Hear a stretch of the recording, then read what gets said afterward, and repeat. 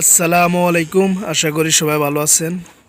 তো আজকে আপনারা যারা আগের ভিডিওগুলো দেখছেন তারা সবাই জানেন যে ফাউমি কিছু মুরগা আমি এনে আনছিলাম। প্রচণ্ড শীত ছিল তখন। তো সেই শীতে ঠান্ডায় বা একটা ভ্যাকসিন করার পরে একটা রিয়েকশন করে ভ্যাকসিনটা মনে সম্ভবত। আর আগেরও একটু সমস্যা ছিল, যেই খামারের থেকে আনছিলাম ওখানেরও একটু সমস্যা ছিল। তো প্রায় 35 থেকে 35-এর ওপরে মনে হয় বাচ্চা মারা গেছে, বাচ্চা অবস্থায়।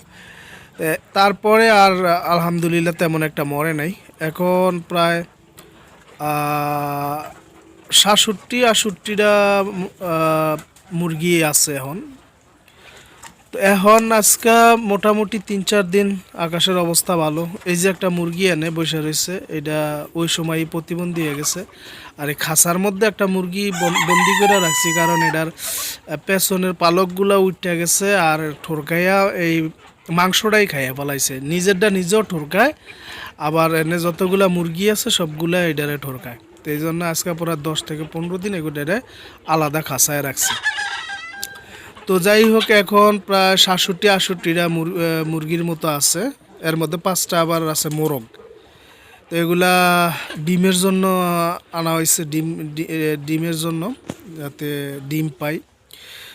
তো বর্তমানে এগো বয়স হয়েছে, মুরগিগুলার বয়স হয়েছে প্রায় 3.5 মাস, 3.5 মাস প্লাসই হবে। আর বর্তমানে আজকে প্রায় 4-5 দিন আমি বলতে পারি মুরগিগুলোর শরীরটা মোটামুটি আলহামদুলিল্লাহ সুস্থ, কারণ ঠান্ডাটা যেহেতু একটু কমছে। আর নয়তো আমার এই মুরগির অভিরাতা ঠান্ডা আছে, ঠান্ডার ওষুধ খাওয়াইতে হয়েছে। তো এখন যা হয়েছে, যে কটা মরছে, এখন যে কটা আছে আলহামদুলিল্লাহ এগুলা যদি থাকে। তো যেহেতু 3.5 মাস বয়স হয়েছে, এখন আমি দিতেছি লেয়ার ফিডটা। এই যে লেয়ার ফিডটা দিতেছি আজকে প্রায় 3-4 দিন ধরে লেয়ার ফিডটা দিতেছি, যেহেতু ডিমের জন্য আমি মুরগিগুলা করছি। তা আসলে ইচ্ছা ছিল যদি 100 মুরগি থাকতো আমার এনে, তাহলে আরও ভালো লাগতো। তো আল্লাহ যা করে ভালোর জন্য করে, যে কটা মরছে, বাকিগুলা যদি আল্লাহ দেয় সুস্থ থাকে। তো এখন কিছু বড় ছোট দেখা যায়, কিছু আছে বড়, কিছু আবার একটু ছোট দেখা যায়। তো বাকিগুলো আশা করি ঠিক হয়ে যাইব, সুস্থ থাকলেই হয়। তো কতদিন বয়সে ডিম পাই অবশ্যই জানামু। আর কতটুকু ভালো হয় জানি না, কতটুকুই হবে।